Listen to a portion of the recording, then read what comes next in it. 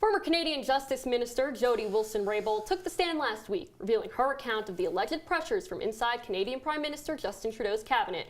To add to the drama in Ottawa, another of Trudeau's major cabinet members resigned today, Treasury Board President Jane Philpott.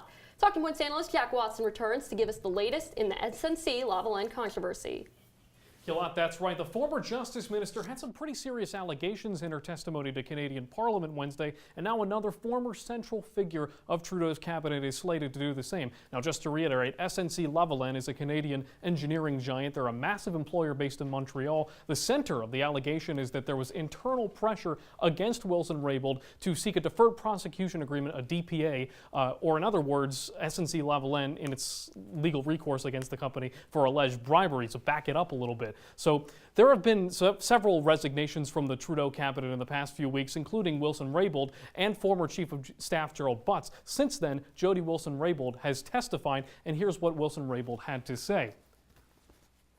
The Prime Minister again cited the potential loss of jobs in SNC moving. Then, to my surprise, the clerk stated or started to make the case for the need for a DPA. He said, quote, "There is a board meeting on Thursday, September 20th with stockholders. Quote, they will likely be moving to London if this happens, and there is an election in Quebec soon," unquote. Now, that's what Jody Wilson-Raybould initially testified. So what Wilson-Raybould is essentially trying to say is that in a private meeting on September 17th of last year with the Prime Minister himself, Trudeau advocated a DPA for SNC Lavalin because of job loss reasons. Then the office clerk brought up the political impact of prosecuting SNC. Now, Quebec is an important voting bloc in the October Canadian general election, and it's no secret Labour wants to maintain those votes, and it's also no secret that SNC is a massive employer in Quebec. But Wilson-Raybould argued that it was wrong of Trudeau's cabinet to allegedly cite those political impacts of SNC's prosecution and pressure her decisions supposedly for those political reasons. And as you mentioned before, another top minister, Jane Philpott,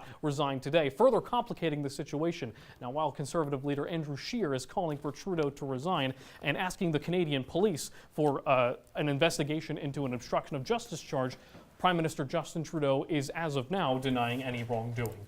So he's denying these wrongdoings, but how will this impact him in the upcoming election? Well, it's absolutely no secret this is going to impact him one way or another. Now, whether there are legal ramifications for this, it's unknown as of now, but I do believe that there's going to be a serious political impact for this to the Labour Party by proxy and to Justin Trudeau in his bid to get his party back into the majority, or rather to maintain the majority that he currently has.